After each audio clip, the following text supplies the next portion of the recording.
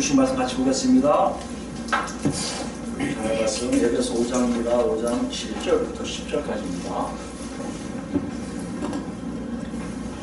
같이 읽겠습니다. 그러므로 그들과 함께하는 자가 되지 말라. 너희가 전에는 어둠이더니 이제는 주 안에서 빛이라. 빛의 자녀들처럼 행하라. 빛의 열매는 모든 착함과 의로움과 진실함에 있느니라.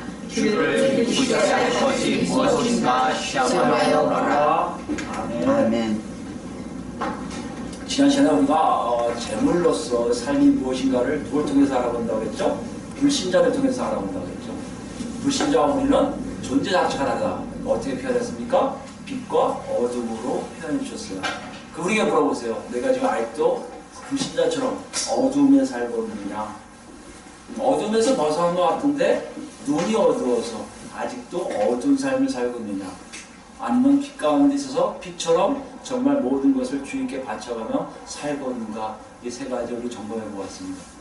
한 주 동안 여러분 한번 점검해 보셨어요? 어디에 주로 계셨어요? 하나님이 어디로 인도하시는 것 같으세요? 오늘 더 나아갑니다. 오늘 보시면요, 8절에 지난 시간에 우리가 빛의 자녀들이라, 빛이라고 딱 얘기해요. 주 안에서 우리 빛이라 한 다음에 후반에 바울 사도가 명령하고 있는 걸 볼 수가 있어요. 그 뭐예요? 빛의 자녀들처럼 행하라 했어요. 그 여기 보면 행하다라는 단어는 지금 에베소서 계속 나오고 있어요. 이건 주로 뭐 해야 된다고요? 삶의 방식. 그러니까 빛의 자녀들처럼 살아라 이 뜻이에요. 그 빛의 자녀들, 자녀란 뭡니까 우리 여러분? 자녀를 얘기는요. 여기 온 부모 밑에 나온 아이들을 얘기해요. 더 나가서 후손들 얘기하고. 그 비유적으로 뭘까요? 부모와 아이같이 굉장히 친밀한 관계에 있는 것을 얘기해요. 그러니까 빛과 매우 친밀한 관계, 아니 빛과 같은 존재, 아니 빛 이런 존재들 얘기합니다. 그럼 앞에 뭐하고 우리가 반대가 될 수 있어요? 불순종의 아들들과 대조적으로 볼 수 있죠. 그러니까 빛의 자녀들이라는 얘기는 앞에 얘기 빛이라에서 연결할 수가 있어요. 빛 안에 사는, 아니 빛으로 사는 우리들을 얘기해요. 근데 여기 표현을 보니까 빛의 뭐요? 자녀들처럼이라고 돼 있어요. 빛의 자녀들처럼. 그러니까 사도 바울이 우리에게 얘기합니다. 지난 시간 너 빛인 거 알아? 예수 그리스도를 통해서 네가 주 안에서 빛이 된 거 알잖아. 그렇다면 이걸 알아야 돼. 빛이 되었다면 빛과 같은 삶의 방식이 있다는 것이에요. 우리는 예수를 믿는다 하면서 예수를 그리스도로 믿는다 하면서 예수를 받은 그리스도인으로서의 삶이 있다고 얘기했는데, 우리 따지고 보면 내가 빛이라 하면서 빛처럼 살지 않는 것들이 참 많이 있음을 알 수가 있어요. 그리고 얘기해요. 어떻게 우리가 빛처럼 살 수 있어요? 그냥 사는 거지. 예수 믿는 게 어떻게 달라질 수 있어요? 똑같이 살아야지. 이런 얘기를 많이 해요. 바울사도는 그걸 알기 때문에 너희가 빛인 것을 인정한다면 너는 빛처럼 살아야 돼. 빛의 자녀들처럼 살아야 돼. 다시 얘기할까요? 독특한 방식으로 살 수밖에 없어. 다시 얘기하면 불신자들과 다른 방식으로 살아갈 수밖에 없다고 얘기합니다. 지난 시간 여러분, 내가 분명히 빛에서 어둠에서 나왔는데 눈이 어두워서 좀 어둡게 살고 있어요. 그러나 이것이 저한테 불편하지 않아 편해요. 그렇다면 오늘 사도 바울이 얘기한다는 거야. 그렇다면 넌 잘못된 없다는 것이에요. 오늘 여기서 우리에게 유출이 돋을 수가 있어요. 어떻게 이게 가능할까요? 왜 빛이면 완전히 독특한 생활 방식으로 살아갈 수밖에 없을까요? 오늘 구절해 볼 수 있습니다. 구절 보면 오늘 본문이 우리 저 한글 성경이 조금 이렇게 좀 번역에 있어서 이게 문맥을 연구하기는 어려운데, 구절 보면요, 다른 번역은 새 번역 여러분 아시죠? 옛날에 표준 새 번역이 있는데 새 번역 보시면 이런 마크가 있어요. 이렇게 대시하는 게 있죠. 이게 삽입할 때 뭐 행복한다 쫙 해서 설명하는 게 있죠. 요거 표시가 있어요. 그리고 여러분 잘 아시는 한글 킹제임스 버전에는 가로가 있어요. 가로. 영어를 보시면 알겠지만 영어는 이거보다는 가로가 많아요. 근데 우리 거는 없어요. 그걸 뭘 얘기합니까? 뭔가 이렇게 대본이, 헬라어 대본들이 좀 다르다는 얘기예요. 어떤 대본에는 우리처럼 이렇게 아무것도 표시가 없는 것도 있는데 주로 요즘 많이 번역한 대본에는 이런 표시가 있다는 거예요. 이거 뭐예요? 삽입한다는 거예요. 추가한다는 것이. 이거 없어도 얘기는 되는데 이거 있으면 이해가 돼요. 뭘 얘기하고 싶을까요? 바울사도가 빛의 자녀처럼 행하라 한 다음에 그걸 설명해 주는 거예요. 그러니까 구절은 뭐하고 연결되어 있습니까? 빛의 자녀들이 독특하게 살 수밖에 없는 방식이 뭐다를 보여주고 있다는 것이에요. 그게 왜요? 구절 보시면 알겠지만 여러분 여기는 없는데 영어를 보면 알겠지만 또 접속사가 빠졌어요. 그래서 한글 번역한 빨리 어떤 분들이 정말 제대로 된 번역을 좀 했으면 좋겠다는 생각이 드는 게 여기 있습니다. 접속사가 또 빠졌어요. 이유를 아는 접속사 빠졌어요. 그러니까 구절을 제대로 읽으면 뭐예요? 왜냐하면 빛의 열매는 모든 착함과 의로움과 진실함에 있기 때문이다 라는 거예요. 무슨 걸 얘기합니까? 너희가 독특하게 살 수밖에 없는 이유는 뭐다? 빛의 열매가 있기 때문이라는 거예요. 빛의 열매하면 뭘 얘기합니까? 열매가 뭘 얘기해요? 무엇인가에 대한 성과, 결과를 얘기해요. 네가 빛이라고 한다면 반드시 뭐가 있다? 빛에서 나오는 결과가 있다는 거예요. 빛에서 어둠이 나올 수가 없다는 거예요. 포도나무에서 포도나무가 나오듯이 빛이 있다면 그 열매가 있을 수밖에 없다는 것이에요. 여기서 우리에게 주는 메시지가 여기 있습니다, 여러분.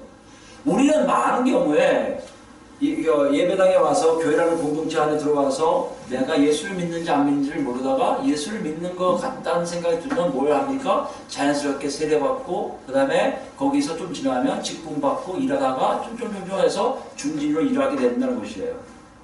그런데 우리가 뭘 얘기하냐면 목사님 설교나 성경을 통해서 빛이라고 얘기하니까 내가 빛이라는 것을 알고 있어요.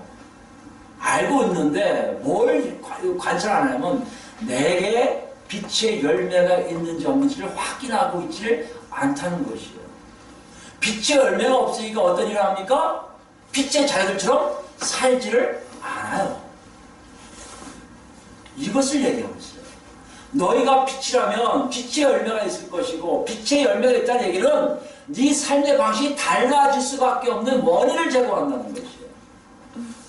여기서 우리가 깨달을 게 있어요. 내가 아무리 빛이라고 해도 빛의 열매가 없으면 하나님을 시기하는 빛이 아니에요. 내가 아무리 하나님 믿고 예수 믿어서 하나님 백성 됐습니다. 암만 얘기해도 오늘 말씀에 빛의 열매가 내 안에 없다면 나는 아직 하나님 나라 백성이 아니라는 거예요. 지하철 여러분 세 가지 거기에서 두 가지에 대해서 지금 놓고 가시는 거예요. 불신자로 사는 것과 분명히 탈출한 것 같은데 아직 어둠에 살고 있다? 이분들에게 얘기하는 거예요. 그거는 네가 잘못 알고 있는 거야. 네가 빨리 빨리 선택하는 게 아니라 빨리 올라가든지 여기에 머물러서 오히려 회개하든지 둘 중에 해야 돼. 그래서 얘기하는 게 뭐라고요? 너에게 빛의 열매가 있다는 것이에요. 여러분, 그럼 내가 갖고 있는 게 정말 빛의 열매인지 알면서 할 수 있어요? 그래서 오늘 뒤에 나옵니다. 빛의 열매는 사실 동사가 하나도 없어요. 구절에는요, 헬라 보면 성경에 아무것도 없어요. 단지 and이라는 게 있어요. and. 어디 안에 있다는 거예요. 빛의 열매가 어디 안에 있듯이. 어디 안에 있다는 거예요? 모든 착함. 착함 뭐예요? 선하다. 선함이 더 익숙합니다. 선함. 의로움. 진실함이 아니라 진리. 그러니까 우리 빛의 열매들이 어디 있어야 되는 거예요? 모든 선함, 의로움, 진리 안에 있으면 된다는 거예요. 가만히 보자. 많이 듣던 얘기 아니에요? 우리 1장인데 2장 10절인가요? 2장 10절인가요? 같은데? 예, 2장 10절에 보니까 우리가 예수 안에서 예수 그리스도를 믿으며 예수 안에서 선한 일을 위하여 지으심을 받는다 그랬습니다. 선한 일을 하겠고 지금 받고요. 4장 24절 보시면 예, 얼마 전에 보죠? 하나님을 따라 의와 진리의 거룩함으로 지으심을 하였다고 했어요. 보니까 우리가 얘기하면서 뭘 얘기했어요? 선함, 의로움, 진리는 누구의 속성이라고 했어요? 하나님의 속성이에요. 그러니까 우리에게 빛의 열매가 이런가 얘기 안 하고 그것이 어디에 있다고 얘기해요? 하나님의 속성을 대표하는 것들, 선함, 의로움, 진리 안에 있다는 것이에요. 뭘 얘기할까요? 우리의 빛의 열매를 가지고 누가 나타나기 시작하신다는 거예요? 하나님이 드러나기 시작한다는 거예요. 나 하나님이 여기 있지, 너희 삶에 있지가 이게 뭐라고요? 그게 빛의 열매라는 얘기예요. 대단히 다양하게 아름답게 펼쳐지겠죠. 이것이 있냐고 물어보는 거예요. 이것이 있으면 여러분 뭐라고요? 빛의 열매가 있는 것이고 여러분은 진짜 빛이고 여러분이 그렇다면 여러분의 빛의 자녀들처럼 살고 있다는 것이에요. 이게 어떤 걸 얘기할까요? 하나님이 우리에게 하나님의 이걸 보여주신다? 이게 사실 여러분 생각하면 좀 약간 이게 머리에서 이해가 돼요. 그죠? 그럴 수도 있지, 그럴 수도 있지.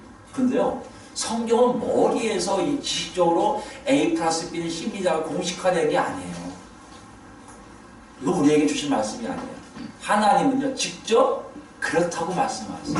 그게 어디 있습니까? 먼저 출애굽기 볼까요? 출애굽기 3사장입니다. 28절부터 볼까요? 이 34장은 여러분 아시는 내용이에요. 운명이 어떻게 된 겁니까?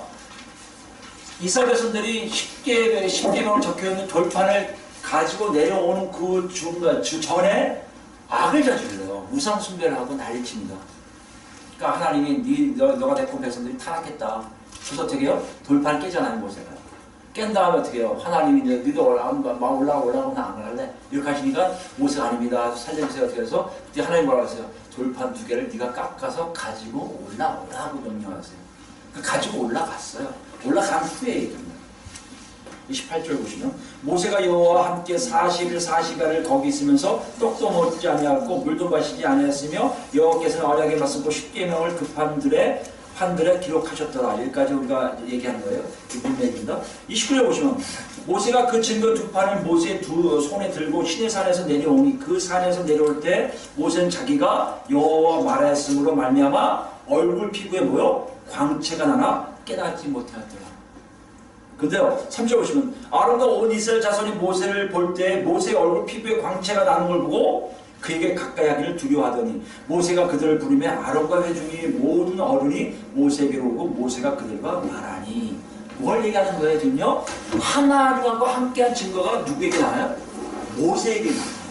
어떻게요? 광채. 빛나기 시작해요. 빛나기 시작하는 사람들이 알아봐요. 여러분 알아보지 않는 건 빛나는 게 아니에요. 알아보니 어떤 일을 합니까? 무서워요. 왜요? 하나님의 빛이 나는 걸 알거든요. 모세가 아니거든요. 하나님이세요. 이거 피해. 언제서 간다고요? 모세가 그들에게 말하니까 모세구나 하고 온다는 거예요.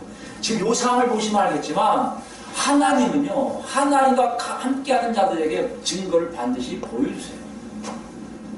구약 때는 모세에게 철저하게 보여주세요. 왜 그랬을까요? 볼까요? 30절 볼까요?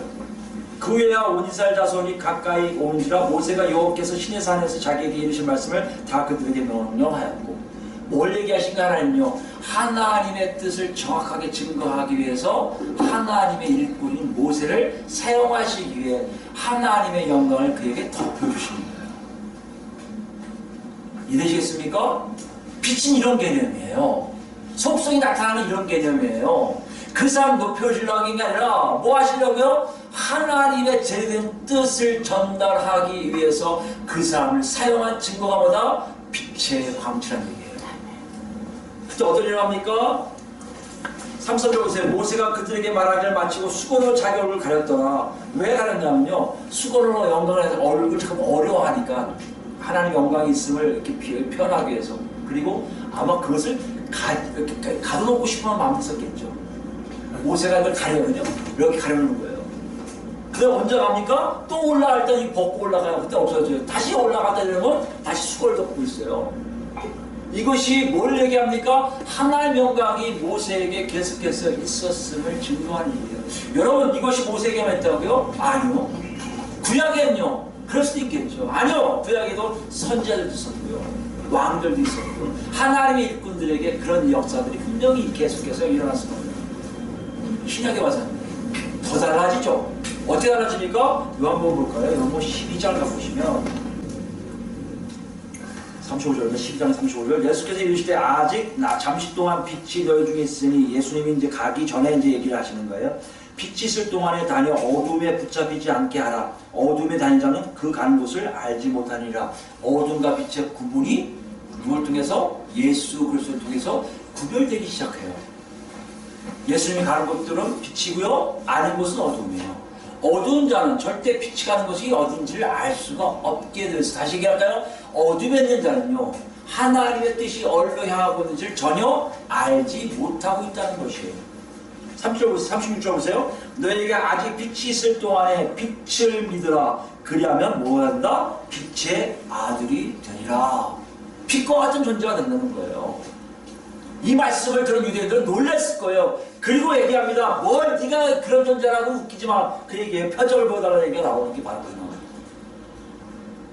유대인들 생각에 빛이 아들로 온다는 것은, 빛이 온다는 것은 여호와의 영광이 임하는 것이요, 여호와의 영광이 임한다는 것은 정말 그리스도에만 가능한데 네가 정말 그리스도냐라고 물어보기 시작한단 말이에요. 그것을 알고 할 때 예수님이 뭐라고 하시는가 살펴서 보세요. 예수께서 외쳐 이르시되 나를 믿는 자는 나를 믿는 것이 아니요 나를 보내신 이를 믿는 것이며 나를 보는 자는 나를 보내신 이를 보는 것이라. 나는 빛으로 세상에 왔나니 무릇 나를 믿는 자로 어둠에 거하지 않게 하려 함이라. 여러분 이 말씀을 잘 기억하셔야 돼요. 모세에게 주셨던 하나님의 영광의 모습이 이제는 예수 그리스도를 통해서 하나님 백성들에게 전가되기 시작한다는 얘기예요. 하나님 백성들은 하나님의 뜻을 제대로 알게 된다는 것이에요. 하나님의 뜻에 의해서 하나님의 속성이 드러난 놀라운 삶을 살 수밖에 없게 된다는 것이에요. 이것을 확인해 줘요. 여러분이 확인하셔야 돼요. 우리 모르잖아요. 이렇게 얘기하면 있을까요? 고린도서 가보세요. 고린도서 3장에 보면요, 이것을 바울 사도가 기가 막히게 풀이를 해요. 그게 어떤 의미를 3장 13절 보시면 우리는 모세가 이스라엘 자손들에게 장차 없어질 것에 결국을 주목하지 못하게 하려고 수건을 거울에 쓴 것 같이 아니하노라. 이건 아까 읽은 거죠? 영광이 사라지지 않으려고 주목하지 못하게 하려고 가리고 있단 말이에요. 그거 할 줄 없다는 것이에요. 그런데요, 문제가 뭔지 아십니까? 그런데 그들의 마음이 완고하여 오늘까지도 구약을 읽을 때 그 수건이 벗겨지지 아니하고 있으니 그 수건은 그리스도 안에서 없어질 것이라. 오늘까지 모세의 글을 읽을 때 수건이 그 마음을 덮었도다. 무슨 말씀이에요? 이스라엘 백성들은, 유대인들은요 수건을 덮는 게 곧 하나님 영광이 있다고 생각해요. 저 회당에 가서 모세의 율법을 읽을 때는요 그 수건을 덮고 읽어요. 무슨 말이냐면 하나님의 영광이 나한테 있습니다 라고 얘기한다는 얘기예요. 바울이 얘기해요. 이제 더 이상 우리에게 그게 필요 없다는 겁니다. 그렇게 가짜로 할 필요 없다는 얘기예요. 형식적으로 할 필요 없다는 거예요. 미소를 떨 필요가 없다는 거예요. 왜요? 예수 그리스도를 통해서 빛의 역사가 실제적으로 내 안에서 나타나기 때문에.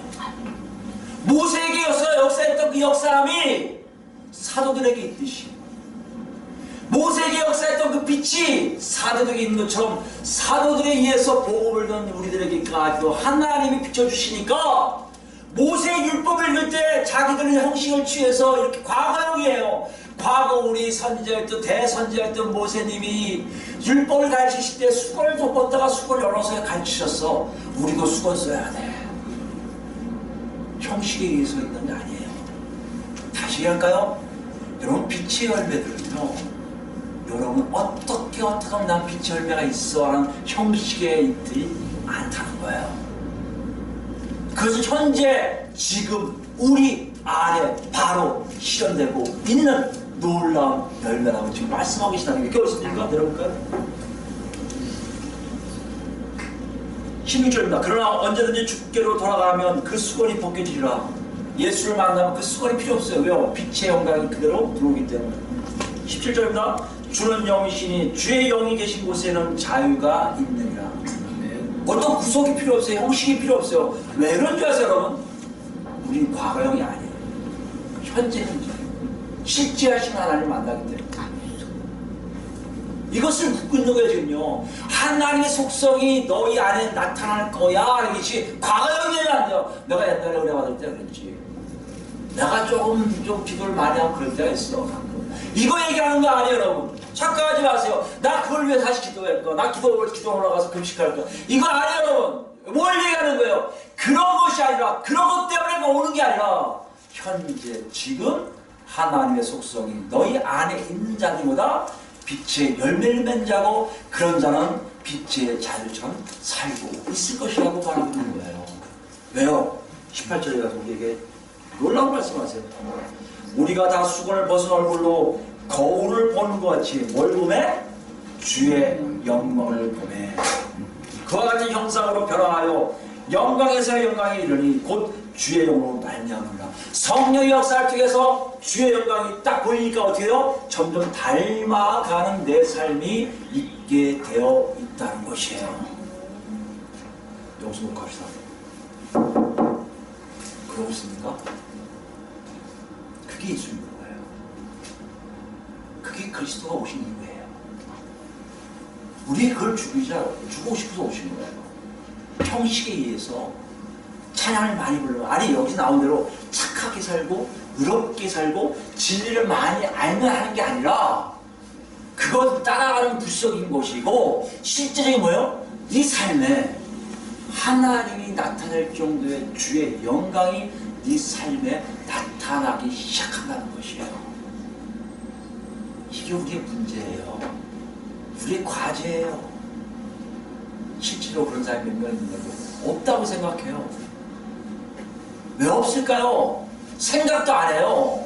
왜요? 우리는 성경 많이 읽으면 되고요. 기도 많이 하면 되고요. 하나님 말씀대로 순종해서 예배 열심히 드리면 뭔가가 우리에게 덕이 있다고만 생각하지, 내가 하나님의 빛으로 하나님 자녀로 살라고 내가 살고 있는지에 대해서 관심이 전혀 없어요. 왜 없을까요? 하나님의 목소리를 듣지 못하잖아요. 이게 우리랑 우리는 심각하게 고민해봐야 돼요.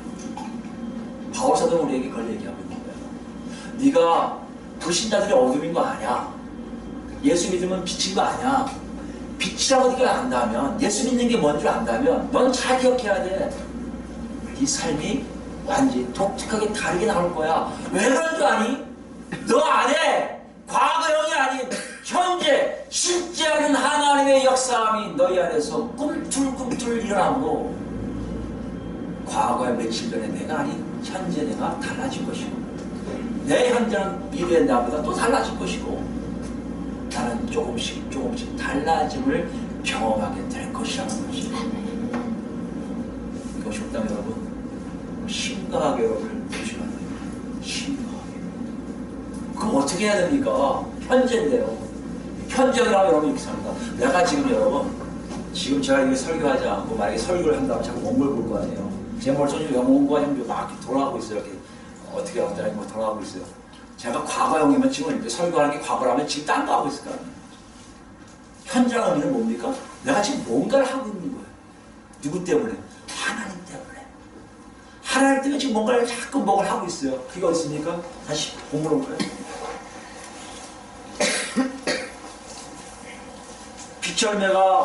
빛열매가 하나님의 속성을 나타나는 하나님이 드러내는 역사함이 내 삶에 있다는 것을 보여주시니까 이해가 못하니까 그게 삽입한 거예요. 설명한 거예요. 그 다음 10절이에요. 10절을 보니까 꼭 명령으로 끝나잖아요. 헬라어 성경으로 보면 이게 명령이 아니라 분사로 끝나요. 분사. 뭐뭐 하면서 행동하라 하네요. 그리고 설명한 게 9절이에요. 그러니까 9절은 있어야 되고 없어야 된다고 얘기하는 데 있더라고요. 자네들처럼 행하라 뭐 하면서 10절 하면서요. 이해되시겠습니까? 뒤에 시험하여 보라가 명령으로 임사하신 명령이 아니라 분사예요. 뭐뭐 하면서 자네들처럼 살아라고 명령한다는 것이에요. 그러니까 내가 지금 뭘 하고 있어요? 현재형이에요. 계속해서 뭔가를 하고 있다는 것을 보여줘요. 여러분 여기 있다면 여러분 조금 여러분 안심하셔야 돼요. 여기도 없다면 여러분 진짜 심각한 거고. 전혀 바람이요. 10절만 머무는 게 아니라 정말 하나님의 영광이 여러분 삶 속에 조금씩 나타나서 내 삶은 불신자 삶과 너무나 다릅니다 하는 것을 스스로 보여주는 여러분과 제 삶이 됐으면 좋겠어요. 그걸 위한 하나의 문이라고 생각하시고 10절을 보신 거예요. 어떻게 됐어요? 시험하여 보라는 거예요. 시험하여. 여기 시험하라는 얘기는요 정말 많이 나와요. 많이 나오는데 무슨 뜻입니까? 조사라는 거예요. 시도해 보라는 거예요. 그 다음에 입증하라는 거예요. 조사하고 시도하여 입증하라는 거예요. 뭘 입증하라는 겁니까? 주를 기쁘시게 할 것이 무엇인지를. 이해되셨습니까? 내가 정말 주의 자녀로서 빛의 자녀로서 빛이 나한테 와서 뭔가를 현재적으로 하나님 잠깐 인정하고 건드면요 나도 모르게 시험하기 시작해요. 조사하기 시작해요.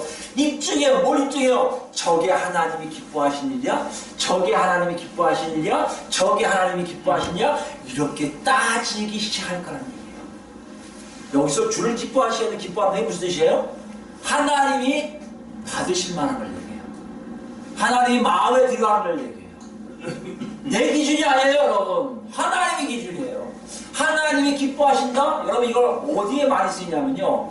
과거 70인년, 그러니까 여러분 자신 히브리어를 헬라어로 바꾼 구약 성경을 보면 누가 이걸 많이 썼냐면, 누가에게 썼냐면 바로 에녹이 하나님과 동행하더니 올라갔다고 했잖아요.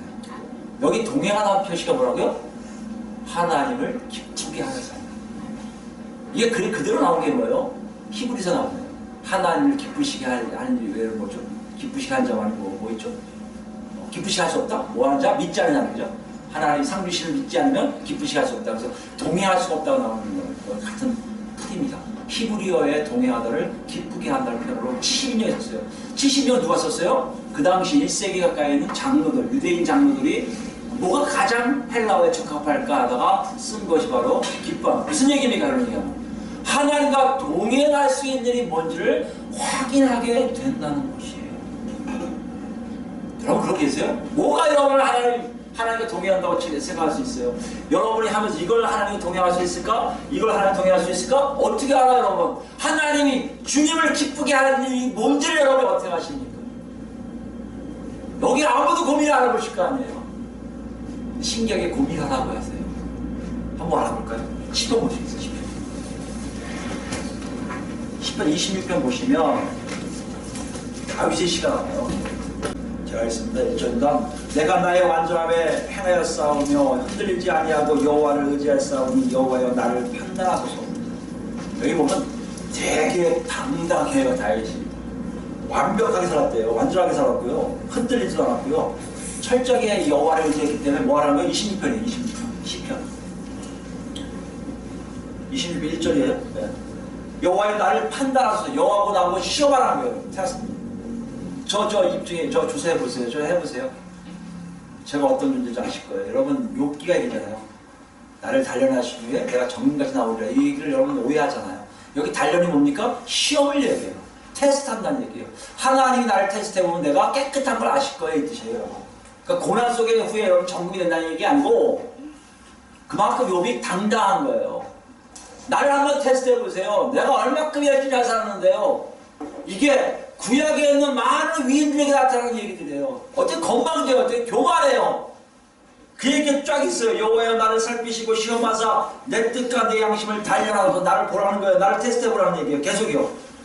주의 인자심이 내 목전에 있나이다. 내가 주의 진리 중에 행하여 허망한 사람과 같이 앉지 아니하였사오니 간사한 자와 동행하지도 아니하리이다. 무슨 말이요? 하나에 아실 거예요. 한번 저를 테스트해보세요. 저를 시험해보세요. 저를 검사해보세요. 저들과 다른 사람이 나한테 있음을 아실 거예요. 26편 쭉 읽으면 이런 내용이면 아니 어떻게 다윗이 당당할 수 있어요, 여러분? 여러분 이렇게 얘기하면요, 이렇게 얘기할 수 있는 사람이 있어요? 어떤 사람은 난 기도 많이 하니까, 난 교식하니까 난 이렇게 당당해, 이렇게 얘기할 수 있을 거 아니에요? 뭐 근거가 있을 거 아니에요? 근데 이 사람들은 어떻게 이렇게 가능합니까? 구약의 백성들은 왜 많이 나와요? 특히 고난 속의 욥이 어떻게 당당할 수 있어요? 뭐 때문에 가능할까요? 하나님을 기쁘시게 하는 것, 하나님과 동행하는 것이 뭔지를 아는 사람들이라는 얘기예요. 이 당시는 뭘까요, 여러분? 율법 지키는 거예요.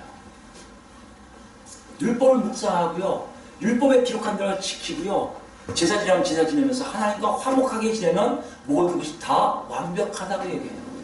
바울사도 그렇죠? 자기 동년배보다 더 갑절로 자기는 율법을 잘 지킨 사람이라고 얘기해요.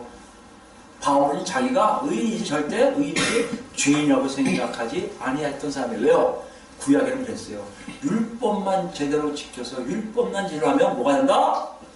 나는 완벽한 사람이 되기 때문에. 하나님 기뻐하시는 게 뭐길래? 하나님 기뻐하시는 구약에는요, 율법을 제대로 알고 지키는 거였어요. 여기 다윗이 당당하게 얘기해요. 우리는 어떤가요? 우리는 말 못하잖아요. 아, 난 못하는데, 그렇게 못하는데. 왜 못할까요? 다르기 때문에 그래요. 왜 다를까요? 다윗의 이런 마음은요, 유대인들 뿐만 아니라 내려오면서 다 깨져버려요. 율법을 제대로 지킨 사람이 없어요. 외식하고, 거칠하고, 하나님께 뭐 드린다고 나쁜 거 드리고, 부모를 공경한다면서 공경도 안 하고 율법을 제대로 지키는 사람이 하나도 없어요. 로마 2장 보니까요. 오히려 그들이 가르치고 당당하게 얘기하고 내가 율법을 잘 지키는 사람을 사수할 사람들이 오히려 도둑질하고 나쁜 짓을 한다고 했어요. 그들이 점점 율법을 파하기 시작했어요. 지키지 않기 시작했어요. 왜요? 육신의 자가 너무 세기 때문에. 하나님이 아셨을까요? 모르셨을까요? 아셨죠. 그래서 하나님이 틀으세요. 기쁘게 하는 일이 그것이 아닌 것을 틀으세요. 어디 있습니까? 스가랴서 볼까요? 스가랴 13장입니다. 1절부터 볼까요? 그날의 죄와 더러움을 씻는 셈이 다윗의 족속과 예루살렘 주민을 위하여 열리리라. 하나님 어느 시간을 딱 정해서 죄에 대해서 정결케 하는 역사가 일어나기 시작합니다. 만군의 여호와가 말하노라. 그날에 내가 우상의 이름을 이 땅에 끊어서 기억도 되지 못하게 할 것이며 거짓 선지자와 더러운 귀신을 이 땅에서 떠나게 할 것이다. 가짜들이 많았어요. 그 다 떠나게 하신다는 거예요. 사람이 아직도 예언할 것 같으면 그 나은 부모가 그에게 이르기를 내가 여호와의 이름을 빙자하여 거짓말하니 살지 못하리라 하고. 이게 무슨 말이냐면요, 너무 거짓 선지자가 많았어요. 율법을 뭔지 안 지켜도 괜찮아, 하나님 다 알아서 하실 거야, 평화야 평화. 예레미야 서울 알잖아요. 평화가 아닌데 지금은 회개할 때인데 평화야, 걱정하지 마 걱정하지 마. 내가 다 가짜들이잖아요. 이걸 경험하고 그때가 오면, 어느 순간에 오면 선지자들을 낳은 부모가 오히려 입을 막아버리고 저 나쁜 놈 저 죽이려고 되는 거예요. 그만큼 선지자들이 가짜인 것이 굉장히 많이 있다는 것이에요. 그런 가짜들이 사라질 것이라는 얘기예요. 낳은 부모가 그가 일어날 때 칼로 그를 찔리라. 보셨어요? 이게 거짓말하고 있어요. 칼로 찔러요. 부모가 오직하면. 그 정도로 하나님의 공의가 세워지기 시작합니다.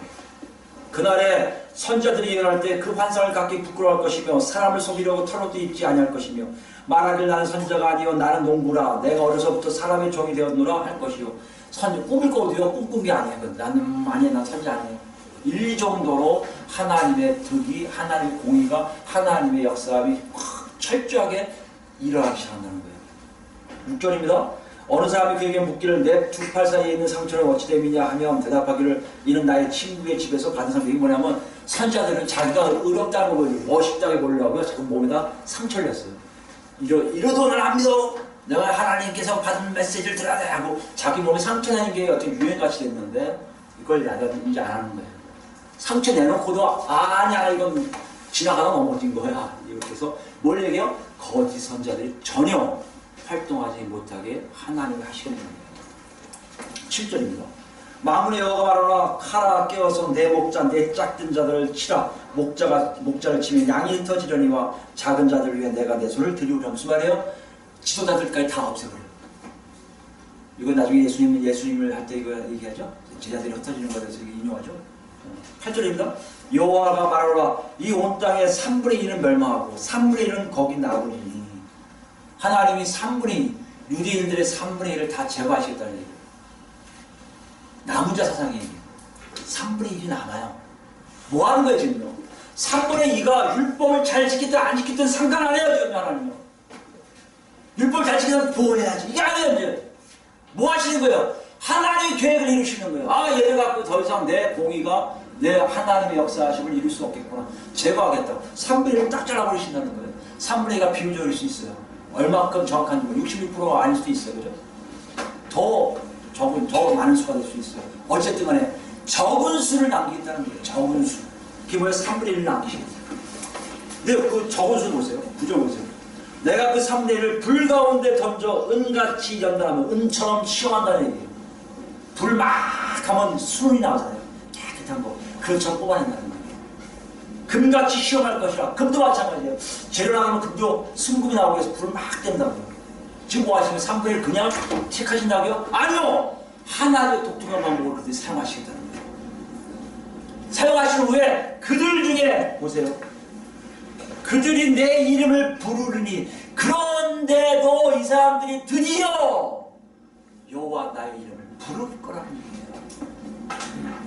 사람을 찾지 않고 선지자를 찾지 않고 악한 영들을 따라가지 않고 지도자를 찾지 않고 비로소 하나님의 이름을 부르기 시작할 거라는 거예요.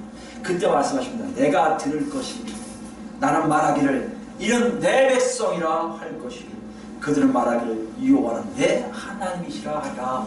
아멘. 놀라운 역사가 일어난 거예요. 율법을 지키면 저건 내 새끼야 내 백성이 했던 하나님이 그걸 파괴하시고 이제 내 방법대로 내 역사를 통해서 내 백성을 불러들이게 하자는 거예요. 그게 여러분과 저희면 얼마나 좋겠어요. 그거 잘 드셔야 돼요. 그냥 부셨다고요? 하나님의 방법대로 부셨어요. 어떻게 부셨어요? 은을 제렬하셨어요. 금을 제렬하셨어요. 불로 막 타갖고 불순물을 다 뺐어요. 하나님의 백성이야 부르는 사람들은 구약의 백성들과 달리 진정으로 하나님을 알고요. 진정으로 하나님을 찾는 그 사람들만 하나님의 백성이에요. 여기 우리가 이제 부르는 거예요. 이것 때문에 오신 누구예요? 예수님이세요. 이것 때문에 오신 거예요. 그거 하시려고. 예수가 사람인데 그 사람을 믿으면 하나님을 믿게 돼. 안 믿는 유대인들이 다 돌아와서 시작합니다. 대중에 그 사람을 믿으면 하나님이 믿는다는 것을 알아들은 하나님의 쌀을 받은 사람들 쫓아가기 시작했어요.